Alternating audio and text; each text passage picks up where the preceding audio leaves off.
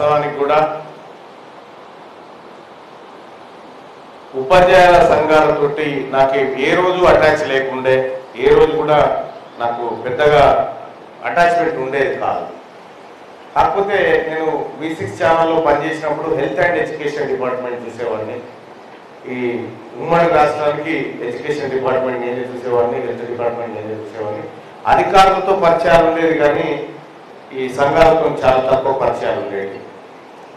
అయితే మొట్టమొదటిసారిగా ఒక ఉపాధ్యాయ సంఘంతో ఒక పరిచయము, ఒక బంధం ఏర్పడిందంటే అది హర్షవర్ధన్ రెడ్డి అన్న ద్వారానే నేను మొట్టమొదటిసారిగా కావడం జరిగింది. అది మరి అన్న చెప్పినట్టు వాస్తవమే. అప్పుడు నాకు హర్షవర్ధన్ రెడ్డి గారు ఎవరో కూడా తెలియదు నాకు. అప్పుడు మా ఆమె నాతో పంచాయతీ దిగినప్పుడు అంటే ఉపాధ్యాయుల తరఫున ఆయన చేసేటువంటి పోరాటాన్ని ఆమె ఫాలో అవుతూ ఉంటారు. కాబట్టి ఒకటే ఒక మాట, నువ్వు ఎంతో మందికి మద్దతు చేస్తావు, మా హర్షన్నకి చేస్తావా లేదా అన్నది.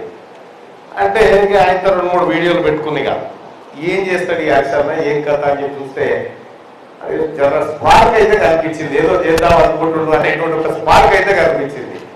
స్పార్క్ కనిపించిన తర్వాత మా ఆమె తన ఫోన్ పెట్టి మాట్లాడాలని కొట్టింది, ఇచ్చింది. రేపు రండి సార్ మరి అని చెప్పి నేను నా మార్నింగ్ న్యూస్కి విలవడం.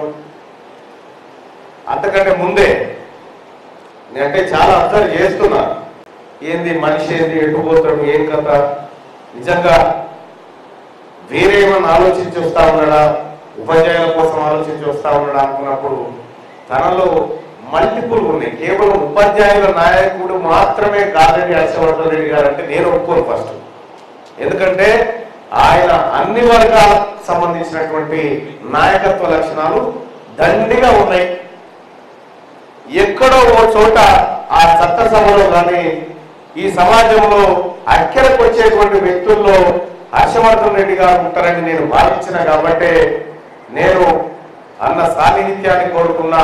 నేను వాస్తవానికి మా మార్నింగ్ న్యూస్కి నన్ను విలువ అని చెప్పి చాలా మంది లక్షల రూపాయలు డొనేషన్ చేసే వాళ్ళు వస్తారు మా దానికి.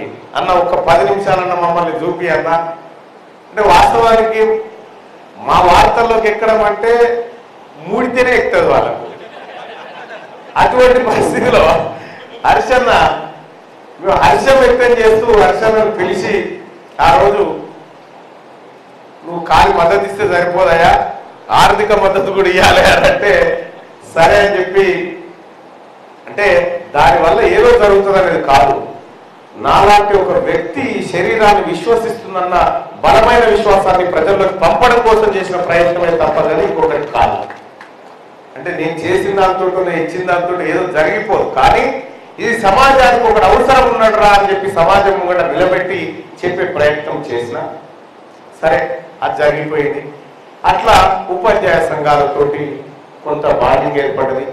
మొన్నటి ఎన్నికల్లో పట్టభద్రుల ఎమ్మెల్సీ ఎన్నికల్లో గౌరవ ముఖ్యమంత్రి వర్యులు రేవంత్ రెడ్డి గారు కాంగ్రెస్ పార్టీ అభ్యర్థిగా నాకు అవకాశం ఇచ్చిన తర్వాత మొట్టమొదటిసారిగా మేము మద్దతు ప్రకటిస్తున్నామని చెప్పి మద్దతు ప్రకటించిన సంఘమే ఉపాధ్యాయ సంఘం. ఈ సంఘం మాత్రమే. ఆ తర్వాత అన్ని సంఘాలు కూడా మద్దతు ప్రకటించినాయి.